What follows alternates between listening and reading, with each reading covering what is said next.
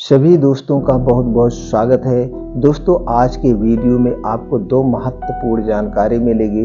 पहली जानकारी है भगवान महात्मा बुद्ध के अनमोल विचार। उसके बाद जानेंगे स्वास्थ्य से संबंधित बहुत ही महत्वपूर्ण जानकारी, जैसा आपने थंबनेल में देखा है। तो मित्रों, चलिए पहले भगवान महात्मा बुद्ध के उपदेश जानते हैं एक कहानी के माध्यम से। दोस्तों, अगर आप अपने आलस से परेशान हैं, आपका किसी भी काम में मन नहीं लगता है, आप अपने काम को कल पर टालते रहते हैं, तो अब आपको अपने आलस को लेकर परेशान होने की जरूरत नहीं।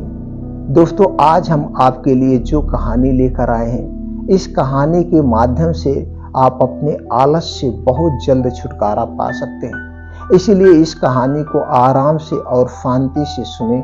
यह कहानी आपके लिए बहुत फायदेमंद होगी। तो चलिए शुरू करते हैं दोस्तों इस कहानी को।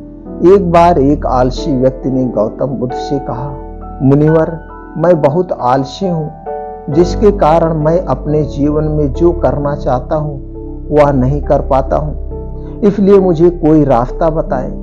बुद्ध ने उस आदमी से पूछा, क्या तुम मानते हो कि तुम आलसी हो?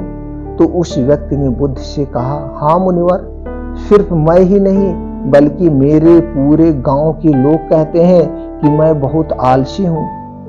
बुद्ध उस व्यक्ति से कहते हैं, लेकिन क्या आपके पास कोई सबूत है कि आप आलसी हैं? उस व्यक्ति ने उत्तर दिया, हाँ। तब गौतम बुद्ध उस व्यक्ति से पूछते हैं, क्या आपके पास इसका कोई सबूत है? वह व्यक्ति कहता, हाँ मुनिवर, मैं जानता हूँ कि व्यायाम मेरे स्वास्थ्य के लिए अच्छा है, लेकिन मैं व्यायाम भी नहीं कर पाता क्योंकि मेरा आलस्य मुझे सुबह जल्दी उठने नहीं देता। बुद्ध ने कहा, लेकिन क्या तुम्हें पता है आलस क्या है? उस व्यक्ति ने कहा, मुझे नहीं पता कि आलस क्या है, लेकिन जो भी है वह बहुत बुरा है। बुद्ध ने कहा, सबसे पहले तुम्हें यह समझ लेना चाहिए, जो भी चीज प्रकृति रूप से है उसका कुछ ना कुछ उपयोग होता है, वह बुरा नहीं होता है। यह अच्छा आलस एक भावना है, यह एक विचार है जो हम अनजाने में खुद से पैदा करते हैं। आदमी ने पूछा, लेकिन यह कैसे मुनिवर? तो बुद्ध ने कहा, आलस पैदा होता है, इसके दो कारण हैं, पहला शारीरिक और दूसरा मानसिक। जब हम अपने किसी भी भोजन को देते हैं, शरीर को भोजन देते हैं, तो क्या होता है, उसके अंदर जीवन शक्ति आती है, हमारे शरीर में आलस पैदा हो जाता है। लेकिन यह शरीर ऊर्जा से चलता है और जैसा हम इसे देते हैं वैसा ही विचार करता है या वैसा ही व्यवहार करता है। हमारे शरीर के अंदर आलस का एक और कारण गलत तरीके से बैठना है, गलत तरीके से सोना और गलत तरीके से चलना। हम कभी इस बात पर ध्यान नहीं देते कि हमारा बैठना, लेटना और सोने की स्थिति सही है या नहीं। अगर हम बौद्ध भिक्षुओं को देखें तो पाएंगे कि वह कब बैठते हैं, उनकी रीढ़ की हड्डी बिल्कुल सीधी होती है। जब वह सोते हैं तो उनके शरीर के किसी भी हिस्से पर कोई दबाव नहीं होता है, और जब वह चलते हैं तो उनके शरीर के किसी भी हिस्से पर कोई दबाव नहीं पड़ता है। उनके दो कदमों के बीच एक लय होती है। शारीरिक स्तर पर आलस का तीसरा कारण सुबह जल्दी ना उठ पाना। यह सुनकर व्यक्ति कहता है, हाँ मुनिवर, मैं सुबह जल्दी नहीं उठ पाता। यह सुनकर बुद्ध मुस्कुरा देते हैं और कहते हैं कि आप सुबह जल्दी उठ सकते हैं जब आप रात को सोने का सही समय निर्धारित करते हैं। तो हर व्यक्ति को अनुशासन का पालन करना पड़ता है, क्योंकि अनुशासन हमारे जीवन में संतुलन लाता है। ज्यादातर लोग अनुशासन को बुरा मानते हैं, क्योंकि उन्हें अनुशासन का एहसास होता है, उन्हें बांधता है। जबकि सच तो यह है कि अनुशासन हमें बांधता नहीं है बल्कि मुक्त करता है। तब व्यक्ति बुद्ध से पूछता है, लेकिन हमें इसकी शुरुआत कहाँ से करनी चाहिए, जैसे ठीक से खाना खाना, बैठना, लेटना, सुबह जल्दी चलना आदि।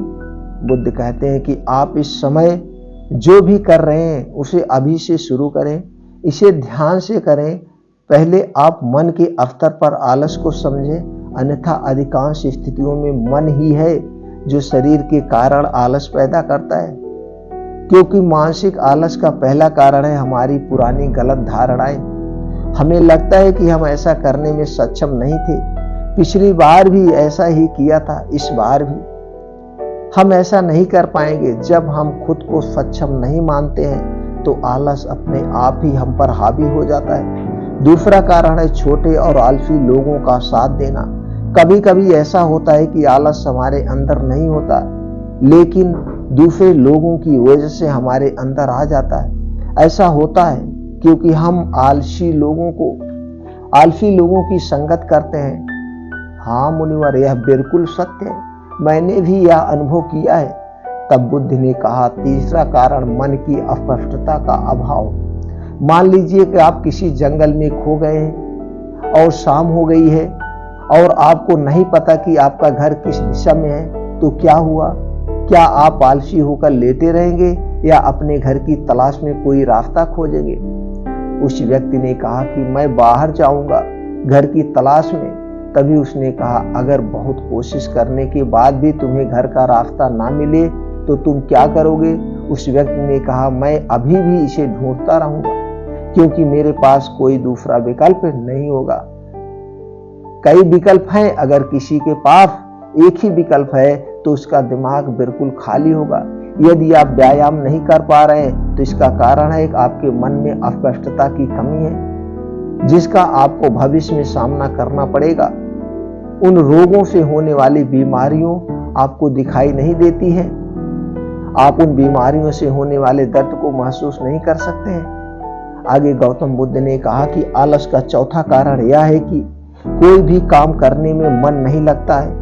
मान लीजिए आप सड़क पर कहीं जा रहे हैं और कभी दूर चलने के बाद आप थक जाते हैं और चलने का मन नहीं करता है। ऐसा तब हो रहा है जब आप किसी शेर को अपने पीछे भागते हुए देखते हैं। तो क्या ऐसी स्थिति में भी आप अपने आलस के कारण वहीं रुके रहेंगे? नहीं। तो समझ लीजिए कि आलस आपको यह काम करने से रोकता है जिसे करने का कोई बड़ा कारण नहीं है। तब उस व्यक्ति ने बुद्ध से कहा, धन्यवाद मुनिवर, अब मुझे आलस का पूरा खेल समझ में आ गया है। भगवान गौतम बुद्ध उस आलसी व्यक्ति से कहते हैं, मेरी एक बात हमेशा याद रखना, जहां अस्पष्ट हो या कोई काम करने का कोई बड़ा कारण हो, वहां कभी आलस नहीं हो सकता है। दोस्तों, आलस मनुष्य का सबसे बड़ा शत्रु है, क्योंकि आलस जीवन में कभी भी प्रगति नहीं कर सकता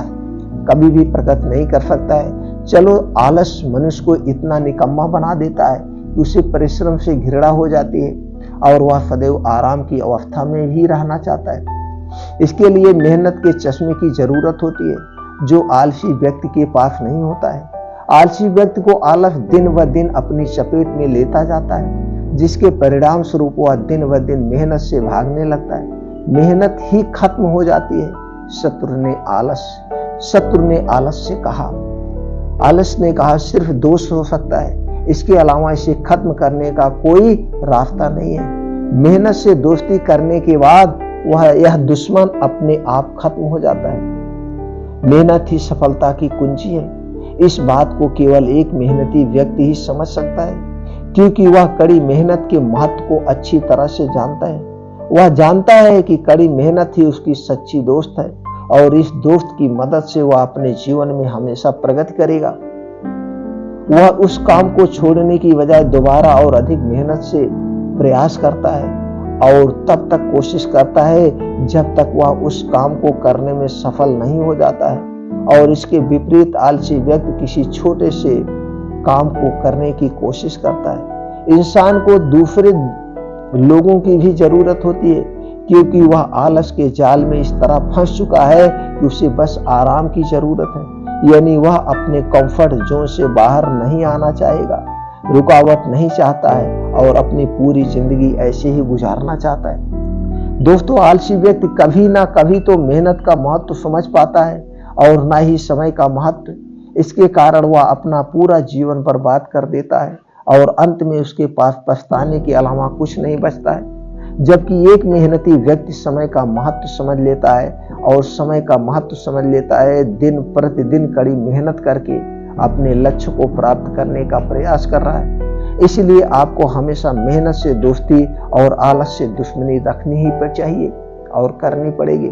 अगर दोस्तों आपको आगे बढ़ना है तो आलस को हटाना पड़ेगा। चलिए मित्रों, अब जानते हैं स्वास्थ्य से संबंधित वो जानकारी।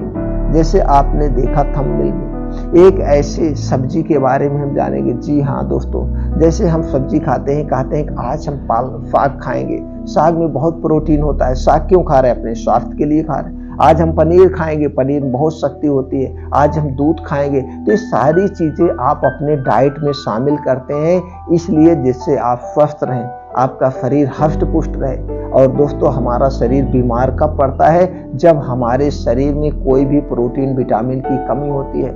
जब प्रोटीन विटामिन की कमी होगी तो उससे संबंधित हमारे शरीर में विकार उत्पन्न होते हैं। और दूसरा कारण है दोस्तों, हमारे शरीर में 3 दोष पाए जाते हैं: वात दोष, पित्त दोष और कफ दोष। जब हमारे शरीर का वात, पित्त, कफ दोष बढ़ जाता है तो हमारे शरीर में कोई विकार उत्पन्न होता है। इससे संबंधित चैनल पर बहुत वीडियो पड़ी है, तो दोस्तों आप जान ही रहे, उसे सुन लीजिए। अगर नहीं सुने हैं तो वीडियो जरूर सुन लीजिए। और दोस्तों, जब ये हमारे शरीर का 3 दोष बढ़ता है तभी बीमारी होती है। तो 3 दोष को बढ़ाने वाली जो चीजें है उसे आप मत खाइए। ये वात रोग क्या है, पित्त रोग क्या है और कफ रोग क्या है, इससे संबंधित अलग अलग भी वीडियो है, वो भी आप देख सकते हैं। वात, पित्त, कफ को बढ़ाने वाली कौन सी चीजें हैं वो भी आप देख सकते हैं। उसे तुरंत हटा दीजिए, आपके शरीर में कभी कोई विकार उत्पन्न नहीं होगा।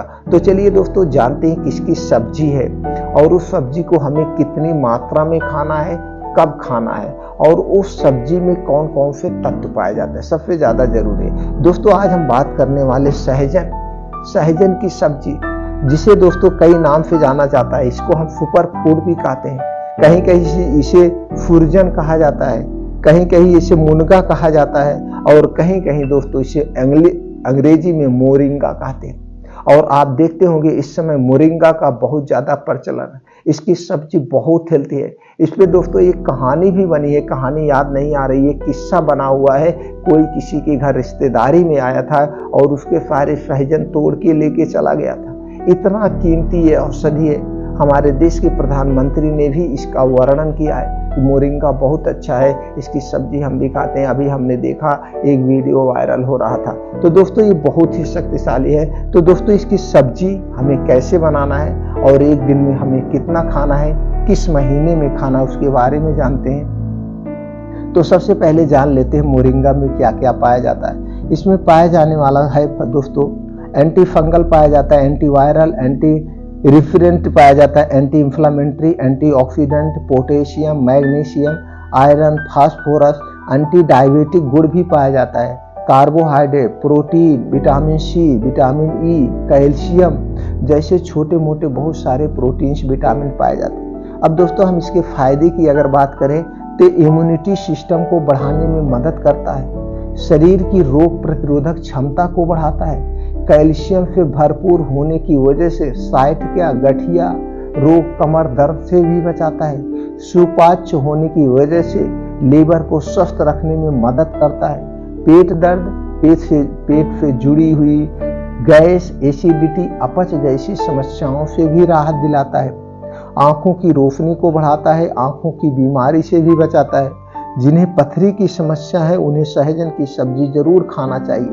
पेट के कीड़ों को मारने में भी सहायक है, दिल की बीमारी से बचाता है, कोलेस्ट्रॉल को कम में करता है और कोलेस्ट्रॉल बढ़ने से भी रोकता है, डायबिटीज को कंट्रोल करता है, डायबिटीज होने से भी बचाता है, शरीर की हड्डियों और मांसपेशियों को मजबूत बनाता है, बालों को झड़ने, सफेद होने से बचाता है, बालों को काला व घना बनाता है, अच्छी नींद लाने में सहायक है।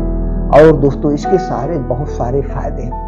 दोस्तों, ये कई तरह से हमारे शरीर की सुरक्षा करता है। तो दोस्तों, इसकी सब्जी हमें जरूर खानी चाहिए। अब इसकी सब्जी बनाने के लिए इसका फल दोस्तों मिलता है, इसका फल आप लाइए। अब इसके फल की आप सब्जी भी बना सकते हैं, जितनी आप सब्जी खा सकें। बहुत ज़्यादा मात्रा में हमें नहीं लेना है, 50 ग्राम 100 ग्राम इसकी सब्जी लेना है। अब दोस्तों, इसकी सब्जी भी ले सकते हैं। और मेरे पिताजी तो इसको दाल जब बनती है उसी दाल में इसको डलवा देते हैं, तो कुछ लोग दाल में डाल के खाते हैं। जैसे आपको पसंद हो, इसका फल आप खाइए। अब इसका फल दोस्तों, ये अब जा करके मार्च अप्रैल में इसका फल आना शुरू हो जाता है। अब इसका मार्च अप्रैल में फल आना शुरू हो जाता है, तो आप 1-2 महीना जब इसका फल मिल सके, 1-2 महीना साल भर में इसके सब्जी जरूर खाइए। अब रोज नहीं खा सकते हैं, रोज कोई चीज खाएंगे अच्छा नहीं लगेगा, हफ्ते में 2 दिन जरूर इसकी सब्जी खाइए। अगर आप 2 दिन हफ्ते में सब्जी खाते हैं और इसका फल 3-4 महीने मिलता है, 3-4 महीने अगर हफ्ते में 2 दिन इसकी सब्जी खा रहे हैं दोस्तों, आपके शरीर में कई बीमारियों से बचाएगा, शरीर की आपकी सुरक्षा करेगा। तो दोस्तों इसकी सब्जी बहुत फायदेमंद है। इसके लिए आप कहीं से किसी से पूछेंगे, बुजुर्ग लोग गांव में इसकी सब्जियां खाते थे और वो हष्ट पुष्ट रहते थे। तो दोस्तों एक सब्जी इसको भी अपने डाइट में आप शामिल कर सकते हैं, अपने शरीर को स्वस्थ व निरोग बना सकते हैं, लेकिन सीजन वाइज, अदर सीजन में नहीं। अब इसका सीजन यही मार्च अप्रैल से शुरू होता है, तब आप शुरू कर दीजिए। और दोस्तों आपको हमेशा स्वस्थ व निरोग रहना है, तो अपने शरीर के बाद पित्त कफ को बैलेंस रखिए, उसे बढ़ने मत दीजिए। और दोस्तों जो है खाना खाने के नियम का पालन करिए, पानी पीने के नियमों का पालन करिए, प्राकृतिक नियमों का पालन करिए, आप कभी बीमार नहीं होंगे। और अपने डेली रूटीन में आप योगा, प्राणायाम, मेडिटेशन जरूर शामिल करिए। इसके लिए सुबह 5 बजे से और शाम सुबह 5 से 7 2 घंटे का जो ये समय है आप अपने शरीर के लिए निर्धारित करिए। इसमें योगा, प्राणायाम, मेडिटेशन करिए। आप दोस्तों पूरी जिंदगी स्वस्थ व निरोग रहेंगे, कोई बीमारी नहीं होगी। दोस्तों ये जानकारी ज़्यादा से ज़्यादा भाई बंधुओं तक पहुंचाइए, मित्रों तक पहुंचाइए, जिससे सब लोग स्वस्थ व निरोग रहें। फिर मिलते हैं अगले वीडियो में नई जानकारी के साथ।